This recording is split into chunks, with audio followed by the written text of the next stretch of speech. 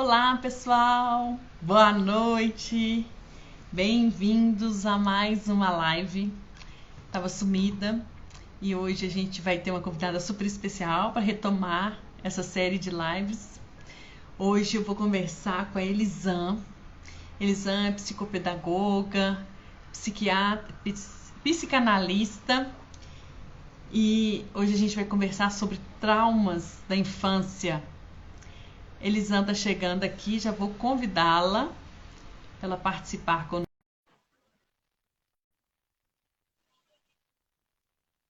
Aí, vamos aguardar a Elisan entrar.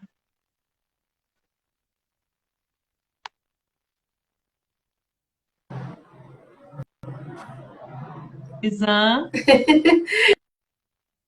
Ei, Grazi, tudo jóia? boa Olha, gente, noite. boa noite. Tá tudo bem? Tudo jóia, esperando só você chegar aqui. Já estava fechando as coisas que eu estava fazendo, só na expectativa, já aqui pensando na nossa live. Muito bem, eu já mandei uns aviõezinhos aqui, se você quiser mandar também. O Instagram Agora, que não está entregando. Isso, a Inês já entrou. Boa noite, Inês, seja bem-vinda. Isso aí. tô mandando aqui ainda. Muito bem, Elisan. Elisan, eu vou me apresentar e aí em seguida eu peço para você se apresentar também, tá bom? Tá certo.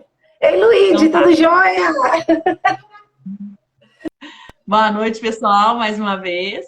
Eu sou a Graziela Fernandes, eu sou a idealizadora do programa Mulheres Reais, mas hoje eu estou recebendo uma convidada aqui muito especial, que é uma coautora do mesmo livro que eu também, né? Sou uma coautora, que é o livro Mulheres que Prosperam. Então, hoje a nossa convidada é a Elisan. Elisan, por favor, se presente pra gente. Ei, pessoal, tá eu e Grazi aqui. Nós estamos comemorando o nosso lançamento do livro, né? Mulheres que Prosperam. Estamos nos conhecendo também, né, Grazi? Nos Exatamente. conhecemos, nós nos conhecemos através da história do livro, né? Porque a gente já fez uma leitura e eu me apaixonei pela ideia da Grazi. E eu me chamo Elisan Coradini, nasci em Leopoldina, Minas Gerais. Eu sou neuropsicopedagoga, sou analista corporal, é uma técnica do Corpo Explica, né? A gente faz a leitura do corpo da pessoa e monta um gráfico. Sou psicanalista e sou professora há 25 anos na prefeitura de Leopoldina. E agora meio que fazendo essa transição de carreira para a psicanálise, né, para o atendimento e para o desenvolvimento pessoal, que eu sou apaixonada. Muito bem. E engraçado que a gente tem conversado com muitas mulheres aqui que vai chegando numa idade assim próxima aos 40, tem essa transição de carreira, né? A vida inteira fez uma coisa, vai chegando próximo aos 40, ela quer fazer outros projetos, ela quer desenvolver outros projetos. Então, isso já está sendo uma realidade comum aqui para quem está sempre aqui conosco. Isso já está sendo uma realidade. Oi, É porque, Elisan, pode falar, pode querida. falar? É porque quando a gente, você vai estudando e vai vendo que existem outras possibilidades e que não dá para parar só até ali. E eu, com 44 anos, já estudei bastante sobre o desenvolvimento infantil, conheço bastante do desenvolvimento infantil e agora eu observo, até mesmo com a análise corporal e com a psicanálise, que existem traumas que foram vivenciados lá no período da infância, né, no primeiro setênio, principalmente de vida, e que trazem abismos na vida adulta. E quando a gente vê esse paralelo, aí não tem como a gente partir para outra parte do game, né? É isso aí. Aqui, só fazendo um comentário, você falou que você é de Leopoldina, Minas Gerais. Eu também sou mineira. Eu Oh, sou de Nova ai, Lima. uai! Eu sou de Nova Lima, é uma cidade vizinha a BH, mas atualmente estou morando em Brasília. Então, hoje o papo aqui é de Nossa, mineira para mineiro. é verdade, o papo aqui é uai, gente. Elisandra, então conta pra gente um pouquinho como que foi a sua infância. Então, menina, minha infância foi bem puxada. Eu sou a quinta filha, né, do casal Laírdes e Elcindina, e eu nasci num período que meu irmão já tinha 6 para 7 anos, então não tinha criança na casa, né? A idade da minha irmã mais velha, para mim, são 12 anos de diferença. Então eu não tive companhia. Então foi custoso ser criança na minha casa, porque era aquela coisa assim, nossa, para, nossa, já tá enchendo, ih, fica quieta, mãe, tira ela daqui. Né? Então, assim, foi uma infância solitária, essa foi a verdade. E com o passar do tempo, a minha mãe sempre trabalhou fora e ela chegava na metade do período, ela chegava meio-dia em casa e eu ficava desesperada por peito, porque eu era pequena e eu queria mãe, né? E tinha essa dificuldade do ter mãe. E aí eu lembro de alguns pequenos, grandes traumas que me bloquearam bastante, viu? E aí a gente Hoje pode começar... Hoje eu tenho essa consciência. Que eles te bloquearam. Foram traumas que me bloquearam bastante. E a gente vai falar de alguns deles aqui, inclusive tem um no livro, tá? E eu não posso contar, senão perde a graça. Então, do livro não conta, não dá spoiler pra gente. Conta sobre um outro trauma. Isso, o livro tem um trauma que eu vivenciei, que eu venci esse trauma, tá, gente? Sim. E me trouxe até aqui com vocês. Mas a gente pode falar de alguns outros aspectos da minha vida que também foram traumas cultivados lá na infância. E eu digo cultivados porque eles foram alimentados durante um bom tempo. E isso trouxe consequências desastrosas. Alimentado por quem? Por você mesmo? Pelas pessoas que estão à sua volta? Quem que alimenta? Olha, ambas as coisas. Primeiro que a estrutura para se livrar de um trauma, ela é tão simples quanto complexa. Nossa, mas é só fazer isso? Gente, por que eu não pensei nisso antes? Então, é simples, porém, é complexo, porque eu sempre falo, às vezes, para os meus clientes assim, você já viu um dentista arrancar o próprio dente? É difícil, né? O cirurgião fazer a própria cirurgia? Então, tem que se ter uma estrutura para você poder sair do patamar do trauma para a cura. E aí você alimenta aquele trauma, porque você não tem estrutura para poder sair daquilo sozinha, mas também tem um entorno. E se o entorno não entende que você sofreu um trauma, ele vai potencializar esse trauma, direta ou indiretamente. Não consciente. Não é consciente. Não é consciente. Esse trauma, ele pode ser alimentado direta ou indiretamente. Com consciência ou sem consciência. Porque, na verdade, nós não podemos falar assim, eu sou só fruto do meio. Eu não sou só fruto do meio. Eu sou fruto daquilo que eu experimento dentro de mim também. E as pessoas, elas esquecem aquilo que elas experimentam dentro de si, porque elas tendem a esconder quem elas são. Entendi. Então, já conversou com alguém? Você já conversou com alguém e essa pessoa, você falou assim, nossa, achei que fulano era carrancudo e fulano é super divertido. Porque as pessoas, elas tendem realmente a se prender numa conchinha. E aí você não está lidando com o trauma, você está lidando com a casca. E aí, elas escondem, né? Você não é visível. Não é visível. Infelizmente. Ela só é visível quando você olha para dentro e você entende que você tem aquele trauma. Que foi o que aconteceu comigo. Eu não sabia que aquilo seria traumatizante para mim. Tá, qual você quer saber? O primeiro, o segundo e o terceiro? Olha só, eu fiquei curiosa naquele do menino especial. do menino especial, bora, vamos falar dele. Gente, meu primeiro ano escolar, ele foi numa igreja que até então não havia a disponibilização da educação infantil. E ali eu vivenciava com crianças que a minha mãe já levava na igreja e eu já conhecia todo mundo, né? E quando chegou a idade escolar de 6 anos, eu fui para uma escola secular, onde que uma das pessoas que trabalhava na escola, ela era uma professora, ela criava um menino e ele era especial. E ele se chama Nico, mora em Juiz de Fora hoje, eu tenho, assim, orgulho de falar dele. Porém, façam as contas aí que eu não sou boa de cabeça não, viu? Eu tenho 44 anos, eu tinha 6, então 38 anos atrás. Há 38 anos atrás, as crianças elas eram escondidas dentro de casa. Qualquer deficiência, as crianças elas não eram levadas à mostra. Primeiro, por vergonha. Que deficiência que ele tinha?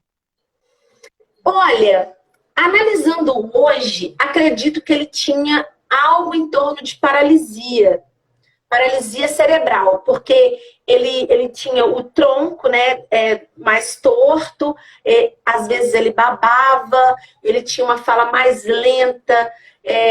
Pelo que eu conheço, né, do que eu estudo, ele tinha aparentemente paralisia cerebral.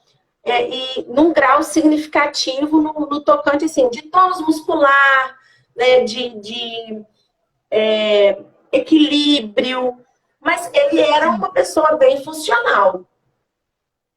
Ele sabia o nome dele, ele conversava com a gente, só que ele tinha, na época, me parece que uns 12 anos ou 10, porque eu lembro dele, gente, acreditem vocês, eu lembro dele gigante. Porque se você parar para pensar para uma criança de 6 anos, é o dobro da idade. Uma criança de 12 é o dobro da idade. É muita diferença. Naturalmente seria. E a criança com deficiência, que às vezes tem um comportamento que você pensa que ela é uma criança também, mas ela é grande, exagerada, aí dá uma confusãozinha para a criança, né? E sem contar que hoje as escolas elas são inclusivas. Há 38 anos atrás, gente, não existia esse tipo de inclusão. A gente não vivenciava essa inclusão, o conhecimento. A gente não tinha isso, não tinha ninguém que falasse o contrário para você. E era mesmo uma novidade aquele menino dentro da escola e a gente tinha medo dele. E aí, ele me chamava de minha namorada. Olha, eu tinha pavor dele chegar perto de mim. Primeiro que ele era grande. Eu lembro dele gigante. Começar por aí. Ele me chamava de minha namorada. Eu com 6 anos, eu não sabia nem que era namorada. Eu tinha medo dele falar namorada comigo. E eu ficava assim, eu não quero namorar esse menino, eu não quero namorar esse menino. E ele se apegava comigo de uma tal maneira que não tinha como fugir dele, porque ele vinha e me abraçava, ele era grandão e ele me pegava. E a mãe dele, né, que era a mãe adotiva, ela é até falecida, dona Neneca, e ela falava assim, não tem, deixa ele abraçar você, o que tem? E aí teve um papel fundamental, que foi a minha mãe, e ela falava comigo que ele só era uma criança, mas ele era grande. E com isso, eu fui acalmando e assentando dentro daquilo que eu conhecia de normal para poder conviver com ele. Mas eu ia para a escola com medo. Eu sempre tive medo. E aí, esse medo, ele foi crescente na minha vida a ponto de eu não querer conversar. Eu falava. Só que falar aquilo que eu estava sentindo, eu passei a ter medo. Por conta dessa necessidade de acolher ele dentro do ambiente escolar, eu tive dificuldade de me desenvolver. Porque eu sempre ficava com medo. Se eu me destacar, alguém vai vir querer me namorar. Alguém vai vir querer me abraçar. Entendi. Aos poucos isso foi sumindo, aos poucos, porém não tratado, foi alimentado. E eu sempre apresentei essa dificuldade depois disso. Não só por conta dele, tá, gente? Vamos deixar bem claro. Ah, você ficou traumatizada com o menino. Não, ele potencializou um medo que eu tinha e alimentou o trauma. Só que eu não posso culpar ele, porque ele não sabia do meu trauma. Ele não sabia da minha dificuldade, mas potencializou. O que foi aí um alento foi a minha mãe me ensinar, porque não foi o ensinamento, foi a obrigatoriedade de tratá-lo bem. Foi aonde eu disse que o meio externo e o meio interno potencializaram o trauma. Você não podia, sua mãe não queria que você desprezasse, que você o desprezasse, mas também ela te julgava pra cima dele, ao invés dela te proteger daquela situação, era da Exato. cabeça dela assim, ah, ele não sabe o que ele tá fazendo, vai, abraça ele, faz de conta que você é a namoradinha dele. Não é não, mas faz de conta. Mas só que aquilo ali gerou em você uma situação que você falou assim, se namorar isso, eu não quero. Exatamente. A minha mãe, com o que ela tinha de conhecimento, era do acolhimento. Só que de uma maneira que não foi tão sutil, que não foi uma maneira, vamos dizer assim, correta de inserção, de inclusão. E com isso eu custei a falar assim, não, eu não tenho medo de escola. Não posso ter medo da escola. Eu venci o trauma, entre aspas. Eu bloqueei o trauma e fui para frente. Tratado ele foi agora há pouco tempo. Puxa, E aí eu descobri uma grande verdade, uma grande verdade. o quê? Eu sou evangélica, mas eu acredito muito na força do universo. Principalmente porque eu cursei química e eu sei que para minha voz chegar até você, antes de ser alcançada pelo microfone, eu estou rompendo barreiras, moléculas que acompanham o vibro da minha voz, a vibração da minha voz, para que eu possa emitir um som. Então, eu acredito muito no universo também. Uhum. E aí, o universo traz pra gente aquilo que a gente mais tem medo. Ai, como assim? Eu tenho medo de receber um Pix? Vou ter só esse medo agora. Faz Sair medo todo. agora. Porém, eu aprendi desde criança o diferente. Eu vivenciei o diferente. Desde os 6 anos de idade. E hoje, eu trabalho com o diferente. Eu trabalho com crianças autistas. Eu tenho 3 autistas na minha sala, são 16 alunos. E cada dia você aprende um pouquinho com eles. Tem lá no meu Insta depoimento de algumas mães que reconhecem o trabalho, que postam as coisas, já vai eu me emocionando, porque eu sei o que é se sentir excluído e diferente. E hoje, o que eu tento fazer com os meus alunos? Eu tento acolher o máximo possível. Porque eu sei que esse carinho e esse amor que eu demando para eles, hoje é com consciência de inclusão. Então, eu tenho muita liberdade com as mães dos meus alunos. Eu zango, eu cobro, porque são crianças atípicas? São. Porém, elas são crianças, elas não deixam de ser crianças. E elas precisam do limite, elas precisam do aprendizado, mas elas também precisam de carinho. E eu aprendi desde cedo, de uma forma errada, mas construída, de aceitar o diferente. E essa é uma história que marca. Pois é, porque você está falando que você conviveu com uma criança especial na sua infância e que hoje você cuida de crianças especiais. Aí você falou que você entende a criança excluída porque você também foi excluída. O que aconteceu? Você pode falar? Então, lá atrás, quando o Nico vinha pro meu lado, ninguém queria ficar perto de mim, porque ele era um gigante. Então, nós dois ficávamos excluídos. E eu sei bem o que é essa dor da exclusão. Aquele de ninguém querer pegar na sua mão porque tá babado.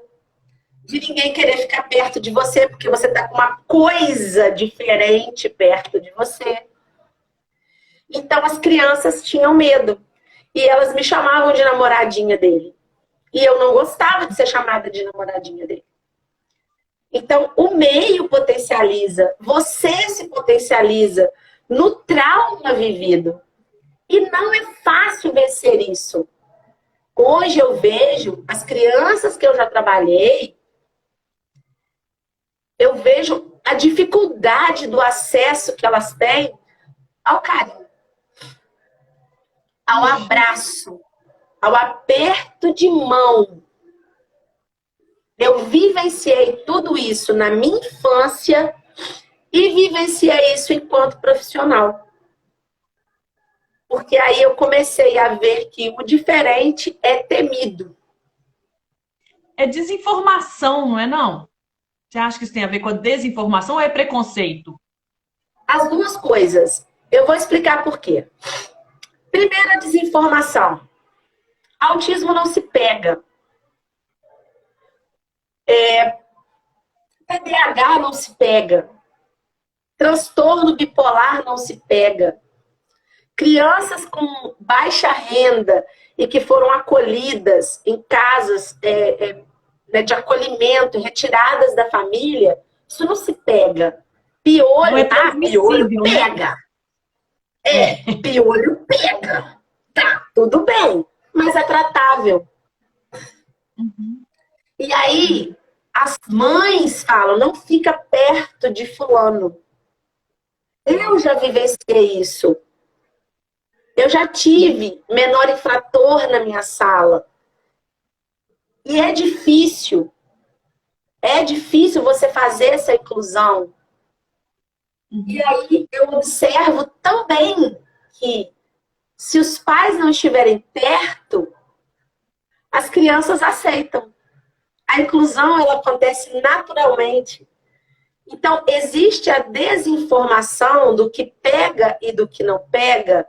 Nossa, mas tem tanta informação na mídia. Só que ouvir é diferente de escutar.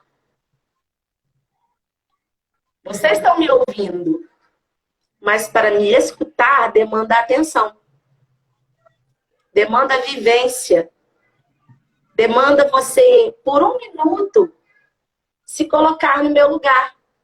Que é o que tanto se prega com relação à empatia. E as pessoas não são tão empáticas assim na vida real. Elas temem. E quando você vê essa dificuldade de vivência, ela cresce e se torna o preconceito. Porque hoje, por exemplo, na minha sala de aula, em momento nenhum com as crianças, eu delimito assim, fulano é autista. Não. Essa palavra não entra na minha sala. Tem. Você chama de quê? Qual é o nome que você dá? Pelo próprio nome. Você não diferencia? Não. O que eu aviso é, ô tia, o fulano tá pulando. Ele tá se regulando. Deixa ele. Daqui a pouco ele senta. Fulano, acabou. Senta. Olha, Elisana, cuidado.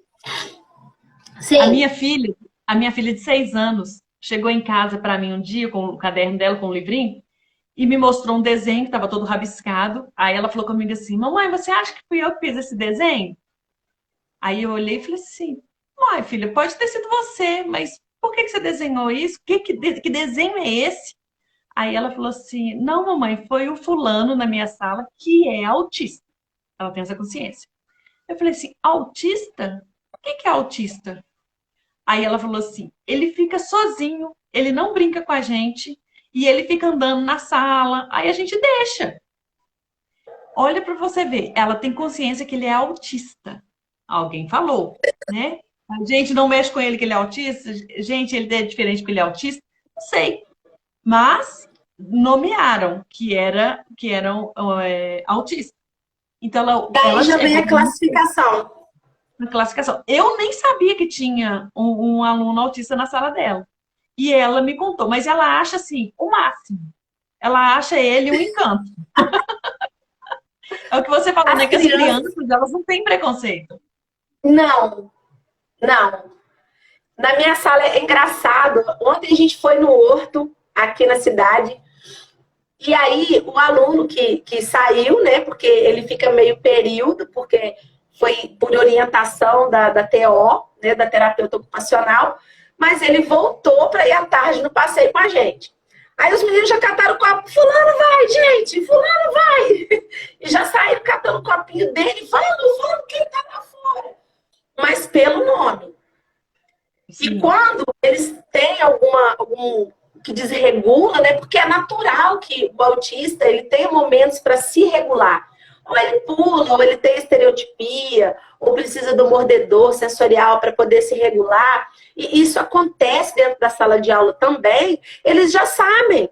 Espera, não abraça ele agora não. Abraça ele agora não, hein? Agora não pode. E ele só tem 3 aninhos. E eles já sabem como lidar com os colegas. E isso é ensinado muito naturalmente com eles. Sem falar, ele é autista, ele vai morder, ele é autista, ele vai pular, ele é autista. Não tem. E hoje é muito engraçado observar que eles tentam se aproximar por saber que ele gosta de ficar sozinho. Tia, agora pode ir lá nele? Pode ir lá. Pode chamar ele? Pode puxar ele? Olha. Então, eles são incentivados. Ao invés de eu trazer a criança que tem o autismo para perto dos colegas, eu faço o oposto. Eu levo os colegas até ele. Porque aí eles vão aprender a ir, sem medo. É. E isso que é o legal. E foi exatamente isso que eu não aprendi. Eu fui levada. Que bom que eu tô tendo essa oportunidade. Eu fui levada pela minha mãe meio que por uma obrigatoriedade. Só que eu aprendi que essa é a melhor forma de acesso. Sem querer eu aprendi. E vivenciar isso foi traumatizante nesse sentido. Porém, hoje, quando eu olho para trás, eu vejo que Deus preparou muita coisa para que eu pudesse trabalhar com essas crianças hoje. Porque eu realmente me coloco no lugar delas. Que ótimo, que ótimo. Aqui. E aí? E outro trauma? A gente pode mudar um pouquinho para a gente trazer agora para a mulher? Sim, trauma de mulher. Vamos lá, refresca a minha memória aí para eu não falar do livro. Eu estou em dúvida qual que é o do livro, porque a gente conversou sobre 3 traumas. Eita! Que você era magra e que você se queimou. Ah, vamos falar da queimadura. Então vamos. Vamos falar da queimadura. Ainda nesse período de 6 anos, a necessidade de querer ter mãe perto, porque eu não tinha minha mãe sempre perto, porque ela trabalhava, e como eu já tinha falado com vocês, a quinta filha, todo mundo grande, diferença de 6 anos para o último, então assim, meio que, né, vem ela, criança, e todo mundo já, né, caminhando para a adolescência, já tinha os coleguinhas, o meu irmão acima de mim é homem, então, né, menino, né, não dava muito. E num dia desses, eu querendo colo, eu fazendo pirraça, querendo a minha mãe por perto, querendo colo, e eu rodando, a minha irmã tinha passado roupa, tinha deixado ferro de passar em cima da cama. E eu rolando pra lá e pra cá, e eu... No rosto? Foi. Ai, meu Deus. Eu tive uma queimadura. Meu irmão também passou ferro quente aqui assim, ó, no dorso da mão. Só que à medida que eu fui crescendo, eu era criança, ela foi esticando, ela desapareceu. Agora no rosto, Elisandra, o que você É, arrumou? fiquei passada, Literalmente. literalmente.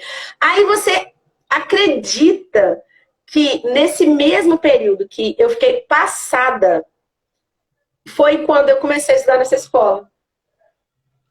E aí eu não Então, abri a minha boca. Pode falar. não, eu quero que você desenhe isso aí pra mim. Você estava em Vamos lá. casa, sua irmã passou o ferro quente no seu rosto. Não.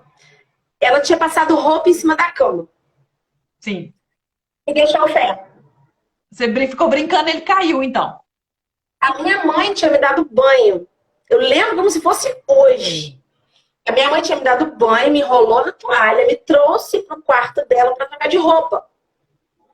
E eu enrolada na toalha, fazendo pirraça, rodando pra lá, rodando. Eu quero minha mãe, eu quero um colo, e rodando.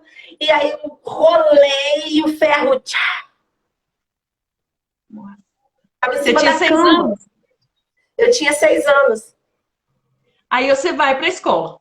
Começam as Aí eu vou pra aulas. escola. Sem abrir minha Aí, boca, sem poder me alimentar. então era uma consequência da queimadura. Foi uma consequência queimadura, porque estava bem recente. Foi a primeira semana de escola. E aquilo, eu não lembro qual lado foi, se foi o direito, se foi o esquerdo, não lembro. Mas eu acho que foi o direito. E aí eu ia para a escola, né? Aí eu chego na escola. Quando eu começo a me socializar, adivinha quem chega? O grandão. Grandão. Mas olha bem. Então me conta uma coisa. Você queimou uma criança de 6 anos, vai para a escola sem conseguir falar, sem conseguir se alimentar direito.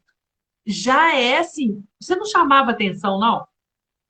Então, sempre. Por isso que Todo o mundo grandão ficava foi você olhando. também. O grandão também queria te acolher. Aí eu já estou interpretando. Pode ser que sim. Pode ser que sim. Mas É. ninguém me explicava isso. Ninguém explicava dessa forma. Ninguém Tinha explicava alguma, sobre momento. tinha alguma cicatriz, assim, algum machucado? Estava Tinha marca visível? do ferro, tinha um triângulo aqui na minha cara, assim, ó. Shaft. Puxa, Isso custou sarar, assim, uns 3 meses, mais ou menos, que eu fiquei com essa queimadura. Foi uma queimadura forte, foi uma queimadura, se eu não me engano, deve ter sido uma queimadura de primeiro, segundo grau, porque foi bem grave. Eu lembro que eu fiquei um bom tempo sem me alimentar corretamente, né? Eu me alimentava, mas a boca não abria, porque aqui tava, não podia abrir, porque aqui estava sim. queimado. E Então, que trauma que você acha que isso te gerou, assim? olha, além da. Eu vou falar um pouquinho do meu trabalho para vocês poderem entender o que gerencia um trauma. Vocês estão vendo assim que eu tenho ossinhos pontudos aqui, ó. Se eu fizer assim, aparece a saboneteira, ó. Acho que dá para ver, né?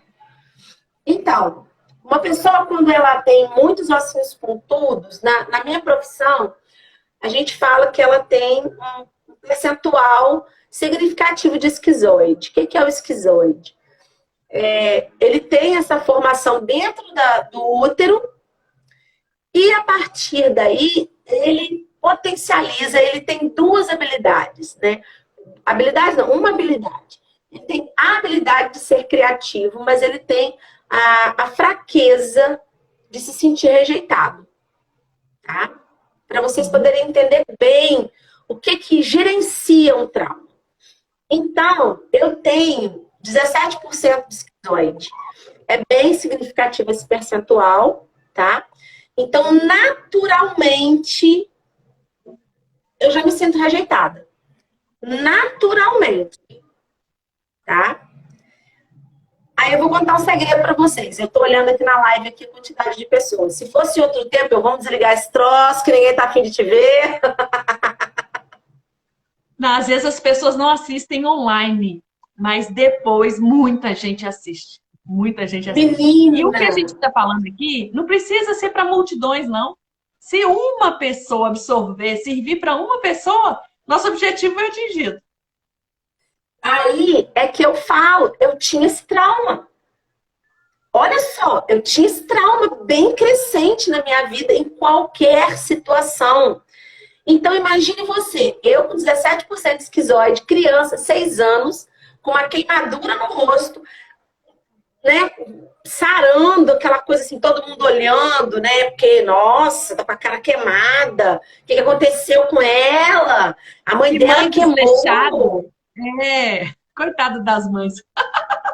Entendeu? Aí por natureza, a naturalidade de ter esquizoidia, 17% de esquizoide, já me fazia sentir rejeitada. Chegar num ambiente onde todos olhavam para mim e eu me sentia excluída porque as pessoas não chegavam perto de mim por causa da queimadura. Segundo, não chegavam perto de mim porque eu tinha um gigante me acompanhando que dizia ser meu namorado. Rejeição tripla. Entendi. Coitada, e com 6 anos de idade, é muito nova. 6 anos de idade, rejeição tripla. Como que vence isso, gente? Como que chega a falar hoje sem medo, sem ficar com vergonha? E Até hoje eu porque, olho essa quantidade, sim. não, até porque você não tem essa consciência. Você se Não, reprime, você se angustia às vezes, mas você não sabe por quê. E aí, na fase exato. adulta, estudando, é que você vai entender. Aí você vai observando que eu fui uma criança introspectiva, muito introspectiva, birrenta, pirracenta, barulhenta, porque era a única hora que eu tinha atenção. Uau! Mas tudo por quê? Por conta de uma rejeição. Eu já me senti rejeitada naturalmente. E aí eu não Nem tinha era, mas se companhia. achava. Nem era, não me achava. E aí eu tenho, na escola, a exclusão, porque eu tinha uma queimadura, porque eu tinha um gigante do meu lado. Em casa, eu era excluída, não porque minha família não me ama, mas porque eu era 6 anos mais nova do que um irmão, um homem, 12 anos e 10 anos mais velha do que as meninas da casa. Não Entendi. bate, né, gente? E você tá falando esse negócio do ferro, da queimadura no rosto. Eu tô lembrando, quando eu era criança também, minha mãe cortava meu cabelo curtinho, Joãozinho. E eu também me rejeitava. Eu falei assim, ninguém vai gostar de mim, eu tô parecendo um menino. E eu gostava de bola, eu não gostava de boneca. Então, era uma rejeição também. E eu também sempre fui muito magra, com os ossos muito salientes. Eu tô começando a perceber alguma semelhança aqui.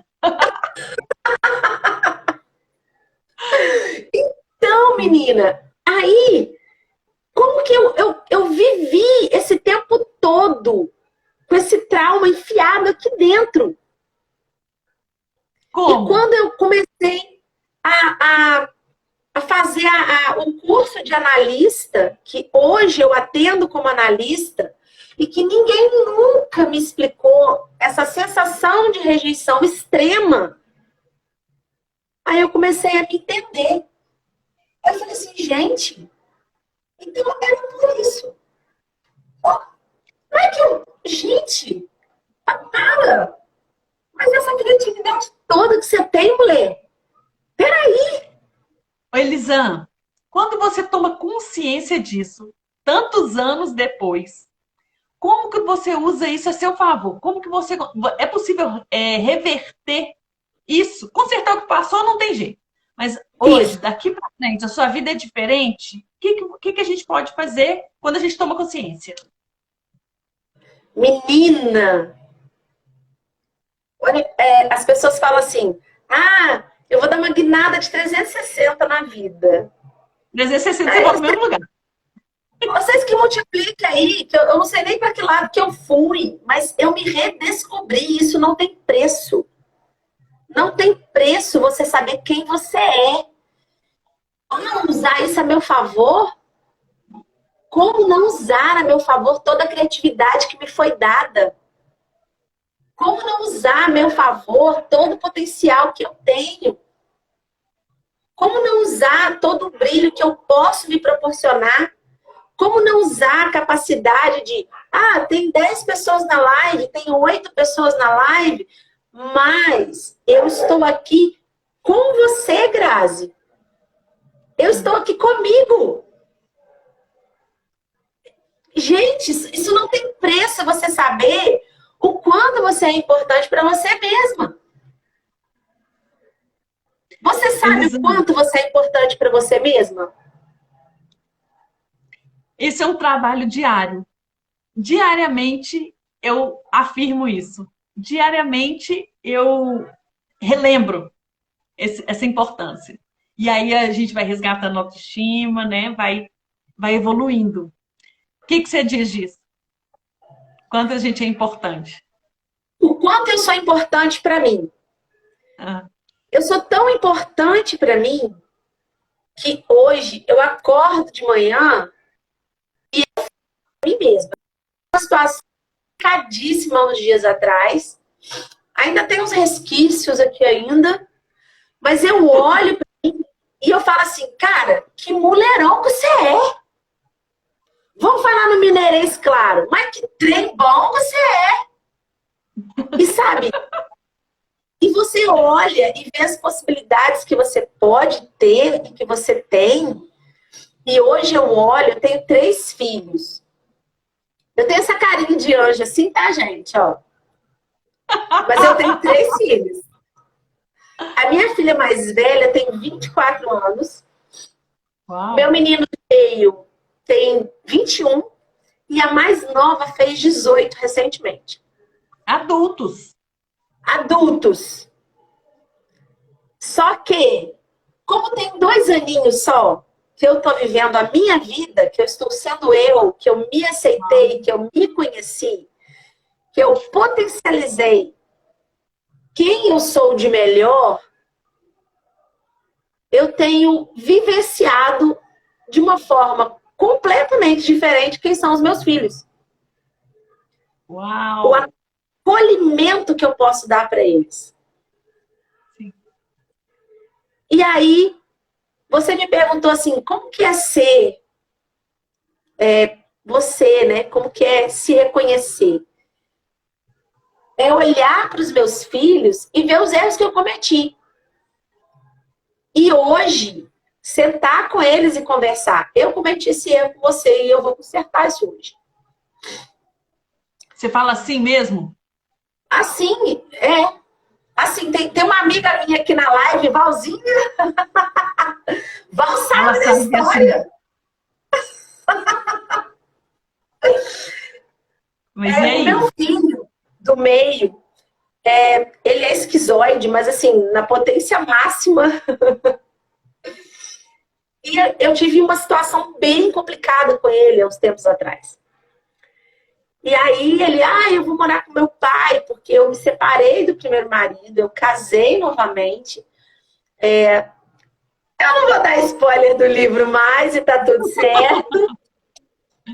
E aí eu tenho meu segundo casamento hoje. E esse meu filho falou assim, eu vou pra casa do meu pai!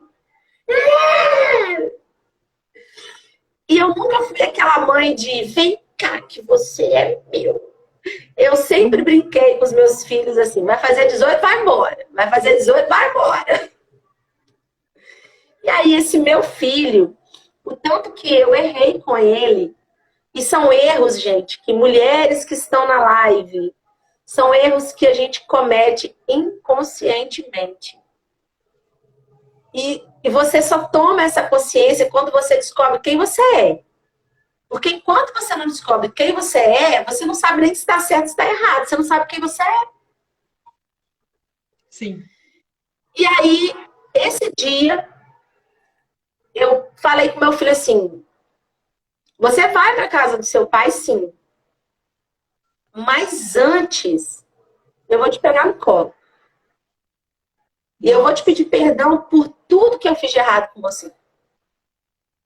E aí eu sentei com ele. Ele é grande, gente, não tem como eu pegar ele no colo.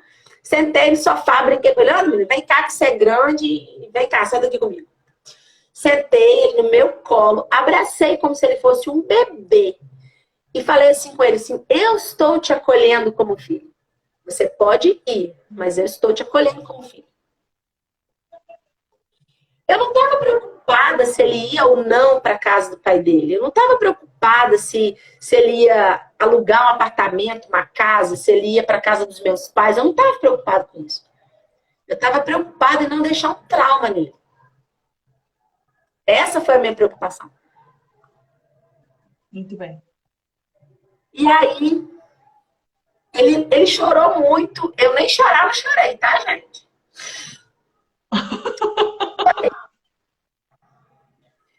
E a gente simplesmente conversou. Ele também se acalmou.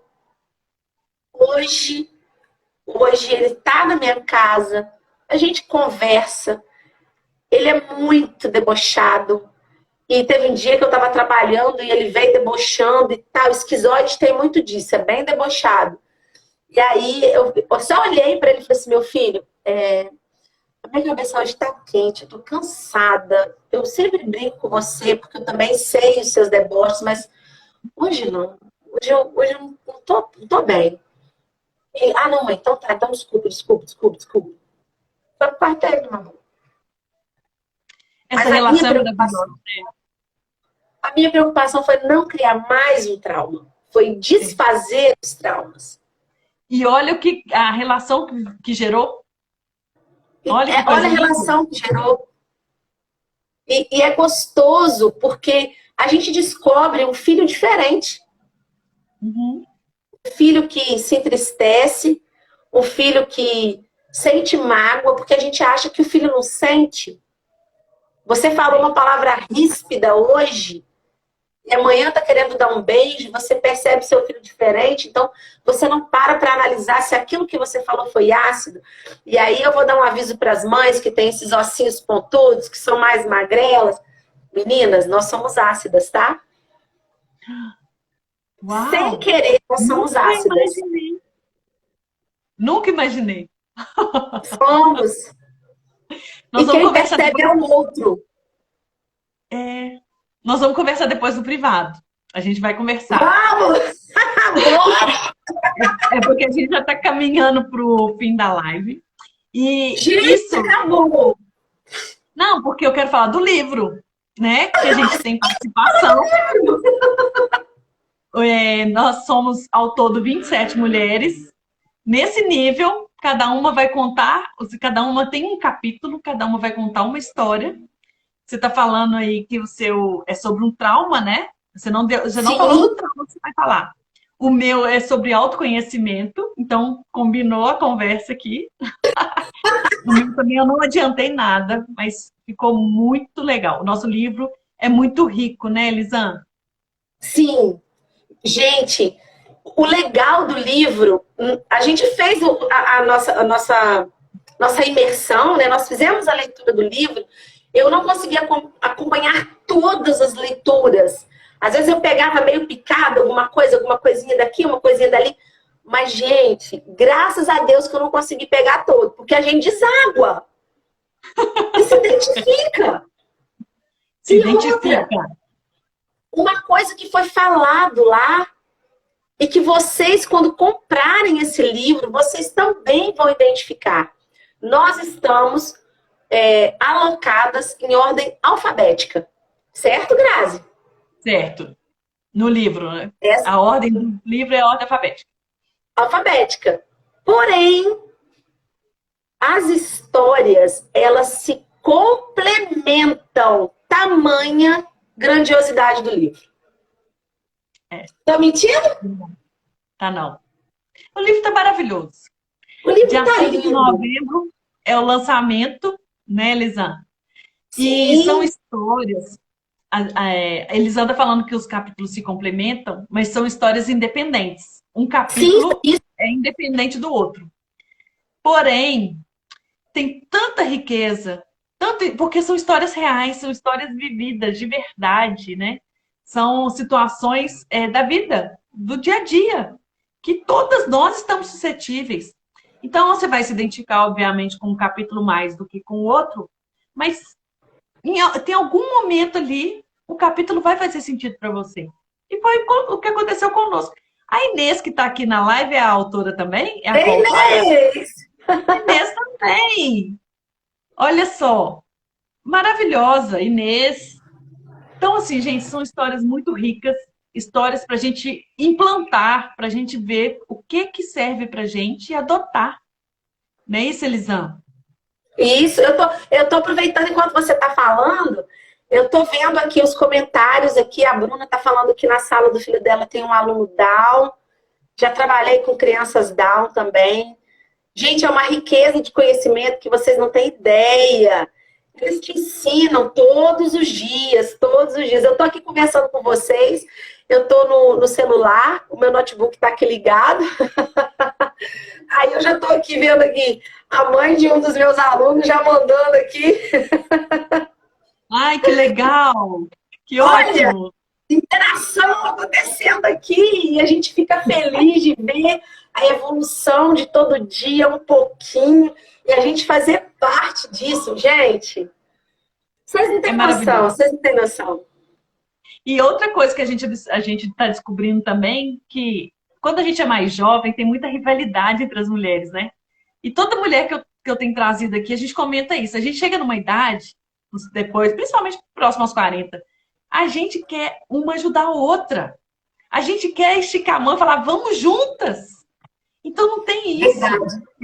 Eu vejo muito isso no livro. No livro a gente está sendo mais sincera, o mais transparente possível para que mais mulheres sejam alcançadas.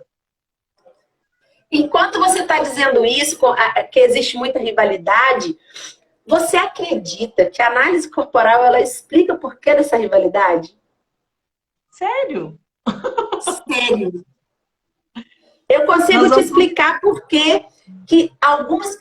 Você já passou perto de alguma mulher que você olha e fala assim, nossa, nem vou ficar perto. Sabe aquelas mulheres assim que chegam chegando?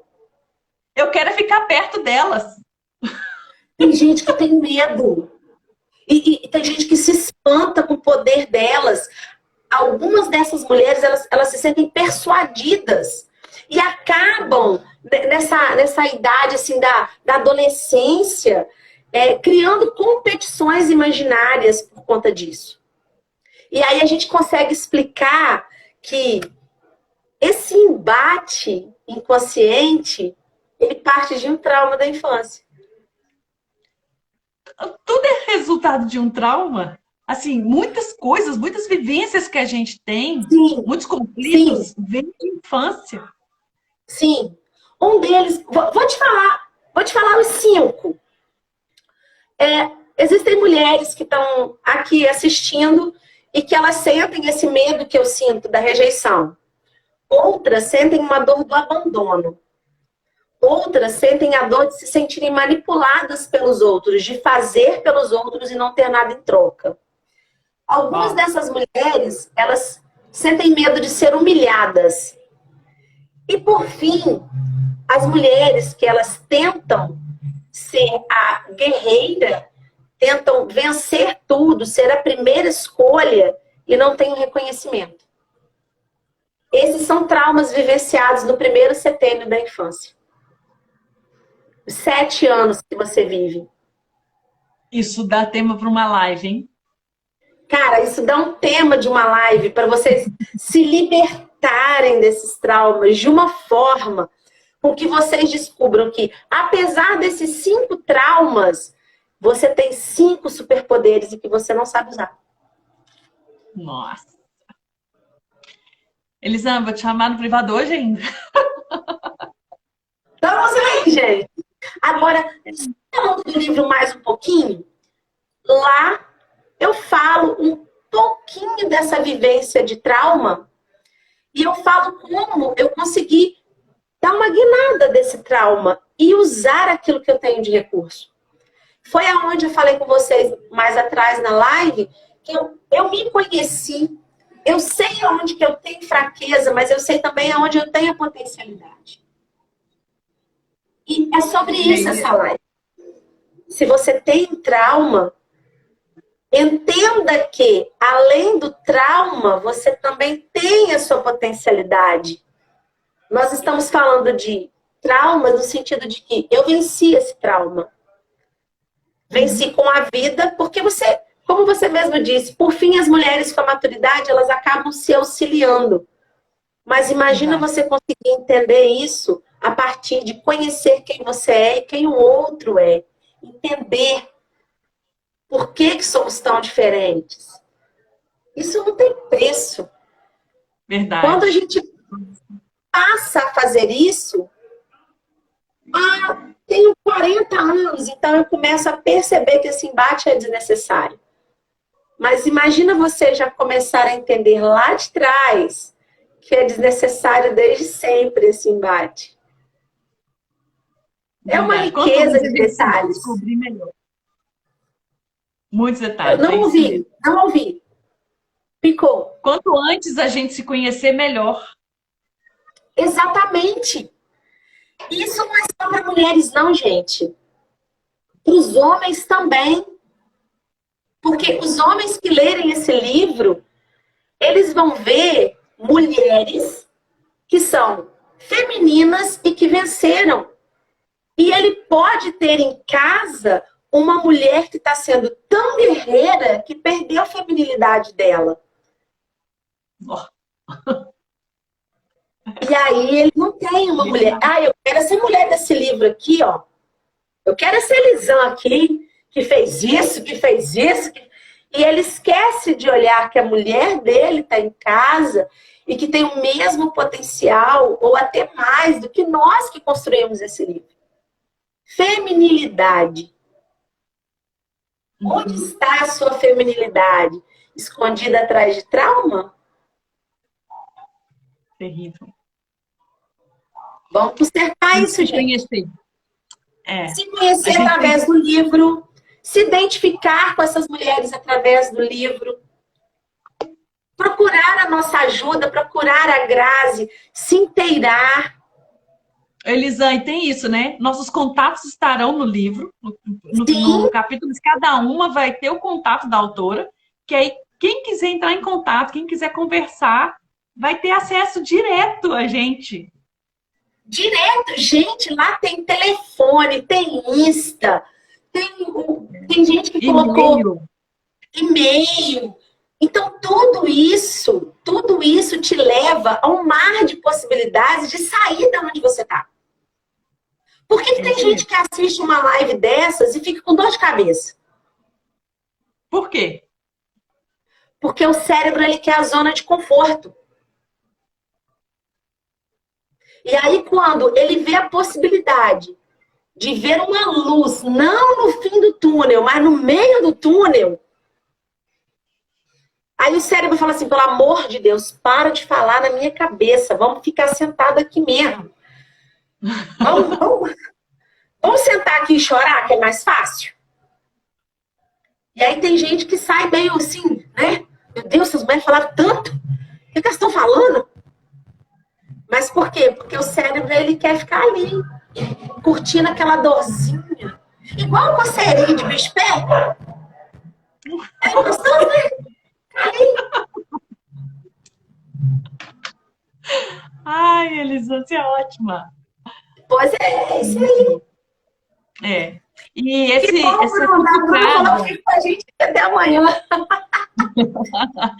Pois é, mas essa cutucada, esse desconforto, ele é importante para a gente avançar, né? Sim. Senão a gente continua na zona de conforto e continua do mesmo jeito. Nada acontece. Aqui, deixa um recadinho final. O que você quer falar? Olha, primeiro eu quero te agradecer muito, muito, muito pelo convite da live. Eu tô doida para pegar esse livro na mão, para degustar essa história de novo. Mulheres, mulheres, mulheres. Vamos assumir quem nós somos. Adquira um livro para você conhecer vidas reais. palpáveis, que você vai se identificar. Mulheres que podem te socorrer, podem te mostrar um rumo diferente da vida. E que, por mais que eu tenha 44 anos, eu ainda consigo ver um mundo de possibilidades para mim. Então, não se limite à idade. Não se limite a tempo. Ah, mas o meu marido. Ah, mas o meu filho. Ah, mas isso. Ah, mas aquilo. Sempre vai haver o mais.